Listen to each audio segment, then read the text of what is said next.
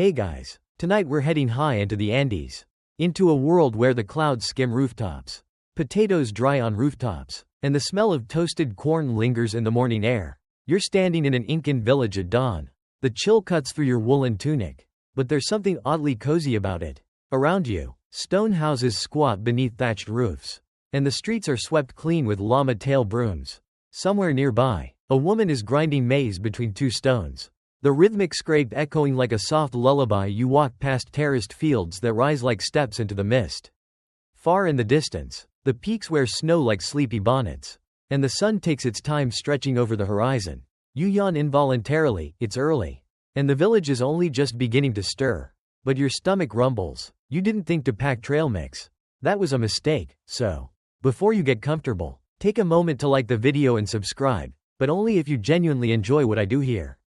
And if you're tuning in from somewhere cool or warm or windy, leave a comment with your location and local time. I love knowing where in the world you're listening from. Now, dim the lights, maybe turn on a fan for that soft background hum, and let's ease into tonight's journey together. Your first real stop is a family kitchen, a one-room house. Its doorway curtained with woven fabric dyed in reds and ochres.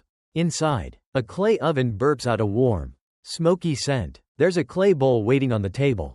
You peek in. Small, shriveled, chalky lumps sit there like confused marshmallows. That, my friend, is your first snack of the night, chuño at first glance.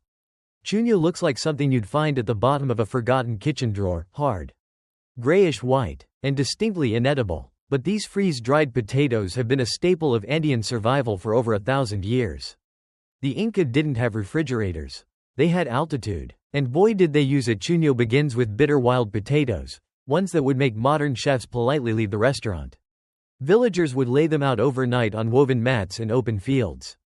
By day, the mountain sun beat down. By night, the frigid air froze the potatoes solid. Then came the footwork. Literally, you join a group of villagers who take off their sandals, roll up their trousers, and begin stomping the frozen potatoes to squeeze out moisture. It's like barefoot winemaking but potato wire.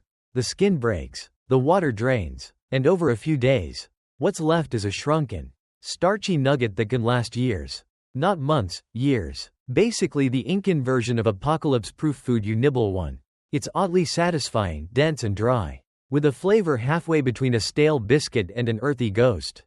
You can't stop chewing, and you're not sure why. Historians still argue whether chuño was a famine food or a delicacy. Some say it was the last resort when crops failed, while others claim it was proudly packed in soldiers' rations and royal trail meals. One fringe theory even suggests chuño had ceremonial value, with different varieties offered to the sun god Inti during solstice festivals. Others roll their eyes at that, but you have to admit, it does taste a little divine with hot water and herbs. As you munch, an elder explains that there are two types of chuño, the white kind you're eating now, and a darker version called mariah, which is soaked in running water to rinse out bitterness. Both are calorie-dense, shelf-stable, and surprisingly versatile. Think of them as the ancient equivalent of ramen bricks. Just add water and you've got dinner. Suddenly, you realize something. No bugs, no mold, no weird fridge smell. Just a humble little food that quietly outlasted wars, famines, and even Spanish colonization. Chuño doesn't need applause. It just exists, patiently waiting for you to appreciate it. You thank your host with a respectful nod. Words aren't needed here, and step outside again. The sun's a little higher now. A couple of llamas pass by. One of them chewing something and eyeing you like it knows you just judged its ancestors' food snacks. One of the children hands you another treat, a thin disc of something dark and crackly. It turns out to be oca, a tuber similar to potato, but sweeter, sun-dried into a kind of natural fruit leather. You nibble it cautiously. It tastes like if a yam fell in love with a fig. There's that hint of natural sugar, the chewy texture, and just a dash of clean mountain air. You sit on a low stone wall, snack in hand, watching the village come alive. Somewhere, a flute begins to play a lazy tune. A boy chases a chicken. A woman untangles yarn with the patience of a saint. There's no rush here, just slow mornings and slower food. A breeze carries the scent of roasting maize, and your stomach rumbles again. That's your cue to move on. Chuño may last forever, but your hunger won't. You follow the winding path out of the village and down toward the edges of a forested ravine. where the air turns warmer and the landscape softens from rocky terraces to low trees and rustling grasses. This is where the Inca gathered some of their heartier proteins, meats cured not with fancy kitchen gadgets, but with patience, sun and smoke. The smell hits you first. Smoky, salty, with a weirdly sweet undertone, like dried apricots stuffed in a backpack full of jerky. You take a deep breath. It's snack time again. Two men in woven tunics are bent over wooden racks stretched between forked branches. Strips of meat, some thin as bark, others thick as belts, hang like reddish laundry. Welcome to the world of charqui, the ancestor of the modern-day jerky. The strip sways slightly in the breeze. A small fire smolders underneath, not for cooking, but to keep the bugs at bay and infuse the meat with that telltale smoky flavor. You step closer and notice something unexpected. Some of the meat is definitely not from llama. You ask, tentatively, what you're looking at. The elder points to the dark red ones. Llama, he says, then to a smaller, paler strip, jungle deer, and finally, the most unexpected, capybara. Yes, capybara, the world's chillest giant rodent. Cured like prosciutto. You chew a thin sliver handed to you. It's tough but tender, salty and a little gamey, with a peppery edge from the riverbed herbs used in the rub. It turns out the Inca weren't content with just one kind of meat snack, they had dozens. Some regions even experimented with smoked bird or fish, especially near Lake Titicaca. Historians still argue whether these meats were just trail rations or part of religious offerings. Some bones found at ceremonial sites suggest that the best cuts, especially llama haunch, might have been offered to the gods and eaten during festivals. Double-purpose dining. Charqui wasn't just preserved for taste. It was practical. You didn't have to carry heavy clay pots of stew up a mountain trail. You packed a little satchel of meat strips, a pouch of dried fruit, maybe a hunk of salt cheese, and you were basically an Andean hiker's dream. Add some coca leaves for energy and bam, Inca trail mix. You keep walking and find a shady grove where a younger man tends to another drying setup. This one's lowered to the ground and surrounded by banana leaves. Inside, something that smells oddly tangy. He unwraps a bundle and reveals fish paste. Like, chunky, grayish, sun-dried fish paste, speckled with herbs and crushed nuts.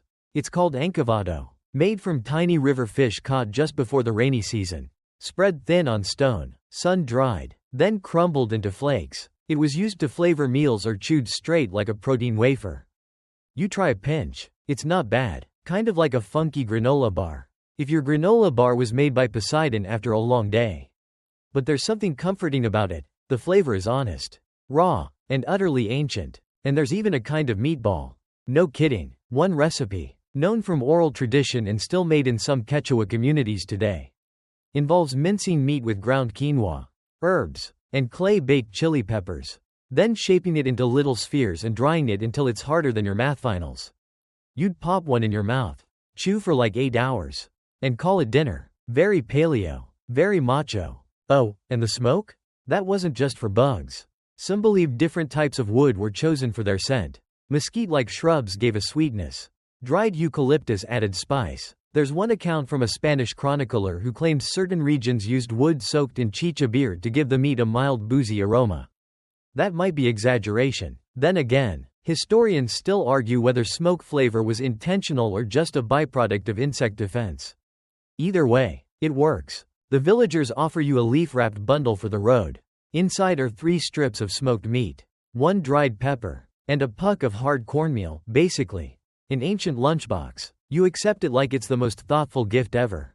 Which, frankly, it kind of is. As you hike back up the slope, you start to imagine an Inca courier, racing down these same trails with a bag full of charqui, ferrying messages across an empire held together by footpaths and food. The mountains echo with bird calls, and you chew your jerky slowly, thinking, okay, yeah, this beats gas station beef sticks. You pause at the top of a ridge, where a tiny shrine of stones marks an old offering site. You place a sliver of jerky on it, a little thank you to the spirits of the snack. Then your nose twitches. There's a new scent in the air. Nutty, buttery, toasted? Something tells you popcorn's about to make a surprise entrance.